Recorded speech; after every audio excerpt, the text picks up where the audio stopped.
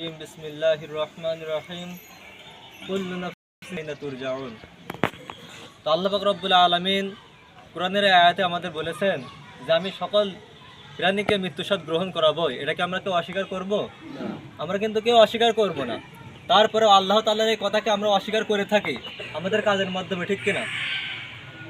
আমরা দেখেন যতই ভালো কাজ করি না কেন, দুনিয়ার পরে যতই ভালো আমল করি না কেন, যতই আপনি বড় দানশীল হন না কেন, যতই আপনি মসজিদে জায়গা দান করেন না কেন, মসজিদ বানিয়ে দেন না কেন, বড় বড় কাজ করেন না কেন, যদি আপনি নামাজ না পড়েন তাহলে আপনার ওই দান কোনো কাজে আসবে না? আসবে না। আমি সংক্ষিপ্ত আলোচনায় এটুকুই বলতে চাই যে আপনি দুনিয়ার যতই ভালো কাজ করেন না কেন, নামাজের চেয়ে ভালো কাজ দুনিয়ায় নেই, ঠিক কিনা? তো আমাদের ভালো কাজ করার আগে সব থেকে ভালো কাজ কোনটা? নামাজ না? নামাজটা আগে পড়া লাগবে। আল্লাহ পাক রব্বুল আলামিন যেন আমাদেরকে এই নামাজ পড়ার তৌফিক দান করে, সবাই আমিন। ওয়া আখিরু দাওয়ানা আলহামদুলিল্লাহি রাব্বিল আলামিন। আলহামদুলিল্লাহ।